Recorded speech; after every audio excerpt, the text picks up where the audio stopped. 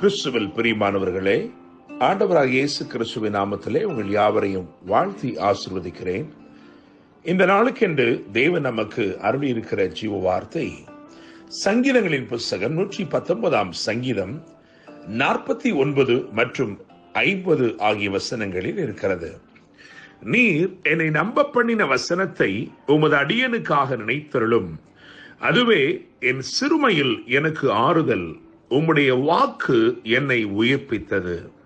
என கேட்கிற தேவனுடைய பிள்ளைகளே, 119 சங்கீதம் என்பது வேதத்தில் உள்ள மிகப்பெரிய ஒரு சங்கீதமாக, மிகப்பெரிய ஒரு அதிகாரமாக இருக்கிறது. அதிலே அநேக பாராகிராப்ஸ், அதாவது பத்திகள் உள்ளன. இன்று தேவன் நமக்கு அருளின வார்த்தை சரியாக சாயின் என்னும் 7ஆம் பத்தியில் அமைந்திருக்கிறது.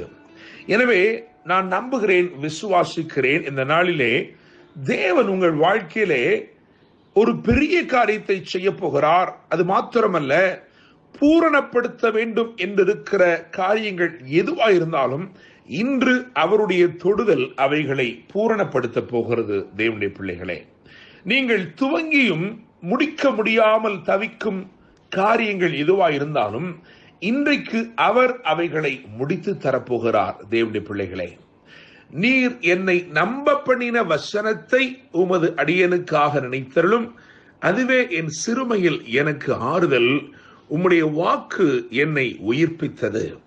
இன்னைக்கு 2 காரியங்களை கர்த்தர் நம்முடைய வாழ்க்கையிலே செய்ய போகிறார். முதலாவது, அவர் நம்மை உயிர்ப்பிக்க வேண்டிய நிலைகளிலே உயிர்ப்பிக்க போகிறார்.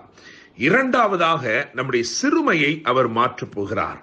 என்னை கேட்கிற தேவனுடைய பிள்ளைகளே, நீங்கள் மூர்ச்சையடைந்து உங்களாலே நம்ப முடியாத காரியங்கள் எதுவாயிருந்தாலும், நடக்காது என்று நீங்கள் நினைத்துக் கொண்டிருக்கிற காரியம் எதுவாயிருந்தாலும், அந்த காரியங்களிலே ஒரு பெரிய அற்புதத்தை இன்றைக்கு அவர் செய்ய போகிறார். உங்களுக்கு முன்பதாக மலை போல காணப்படுகிற காரியங்கள் எதுவாயிருந்தாலும் அதை பனி போல அவர் மாற்றப் போகிறார்.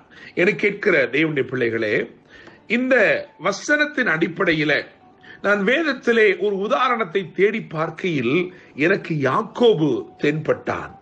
ஏனென்றால் யாக்கோபை குறித்து ஆதியாகமம் 45 அதிகாரம் 27 வசனத்தை வாசிக்கும் பொழுது யாக்கோபின் ஆவி உயிர்த்தது என்று எழுதியிருக்கிறது. மாத்திரமல்ல, அவனுடைய வாழ்க்கையிலே கர்த்தர் அவனை நம்பப்படின ஒரு வசனம். ஆதியாகமம் 37 அதிகாரம் 11 வசனத்தை பார்க்கும் பொழுது அங்கே யோசேப்பு, இளைஞனாகிய யோசேப்பு, 17 வயது நிரம்பின யோசேப்பு ஒரு கூடாரத்திலே தன் தகப்பனோடு படுத்திருக்கிறான். அங்கே எல்லா பிள்ளைகளும் எழும்புகிறார்கள். ஆனால் அவன் மாத்திரம் விசேஷித்தவராய் எழும்பி அவன் சொப்பனங்களை அறிவிக்கிறான்.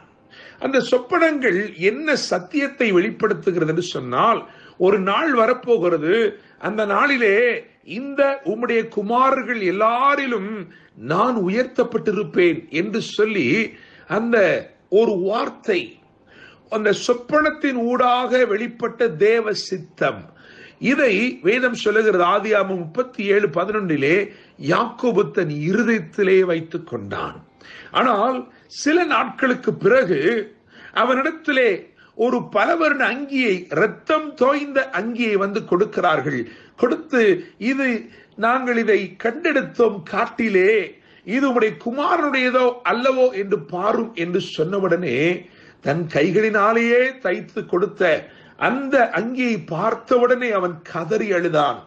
அவனுக்கு கர்த்தர் அவன் இருதயத்திலே அவனை நம்ப பண்ணி வைத்திருந்த வசனம் அவனுக்கு நினைவுக்கு வரவில்லை. அவன் கதறினான், அழுதான், புலம்பினான். ஐயோ, ஒரு துஷ்ட மிருகம் என்னுடைய மகனை பட்சித்து போட்டதே என்று சொல்லி கதறினான்.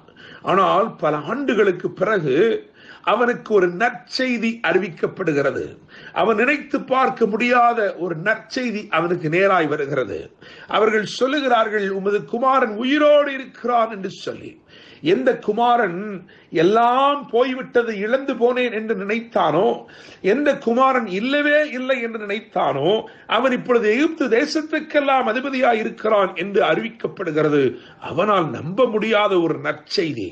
என கேட்கிற தேவனுடைய பிள்ளைகளே, அந்த நற்செய்தியை கேட்டவுடன் அவனுடைய இருதயம் மூர்ச்சையடைந்தது. அவன் அவரை நம்பவில்லை என்று எழுதியிருக்கிறது. அதற்கு பின்னே அவன் சொல்லப்பட்ட வார்த்தைகளை கவனிக்கிறான், அந்த வண்டிகளை பார்க்கிறான், அவன் ஆவி உயிர்த்தது என்று எழுதியிருக்கிறது. தேவனுடைய பிள்ளைகளே, பஞ்சத்தாலும் வறட்சியாலும் உண்டான சிறுமை நீங்கினது. உச்சிதங்கள் நிறைந்த வண்டிகளிலே உற்சாகமாய் புறப்பட்டு தன் குமாரனை கட்டி தழுவி ராஜாக்களையும் ஆசீர்வதித்தான். என கேட்கிற தேவனுடைய பிள்ளைகளே, நம்ப பண்ணின வசனம். உங்களுடைய வாழ்க்கையில ஏதோ ஒரு வார்த்தை தேவன் அருளி உங்களை நம்ப பண்ணி இருக்கிறார் என்றால், நீங்கள் அதை இருதயத்திலே வைத்திருக்கிறீர்கள் என்றால், அந்த வார்த்தை நிமித்தமாய் தேவன் இன்று உங்களுக்கு அற்புதம் செய்ய போகிறார். அந்த வார்த்தையின் நிறைவேறுதல் உங்கள் வாழ்க்கையில நெருங்கிவிட்டது.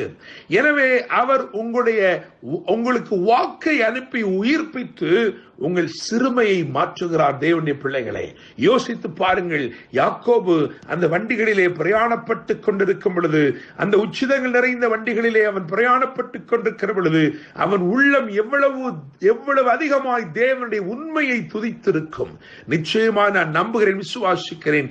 இன்று கர்த்தர் உங்களுடைய வாழ்க்கையிலே செய்ய போகிற பூரணப்படுத்தும் கிரியைகள், பெரிய கிரியைகள் உங்கள் வாழ்க்கையிலே ஒரு பெரிய உற்சாகத்தை ஏற்படுத்த போகிறது. இன்றைக்கு அவர் உங்கள் ஆவியை உயிர்ப்பித்து உங்கள் சிறுமையை மாற்றுகிறார். கர்த்தர் தாமே இந்த வார்த்தைகள் மூலமாய் என்றும் உங்களை ஆசீர்வதிப்பாராக. என்று அன்போடு pastor Daniel Moses. God bless you.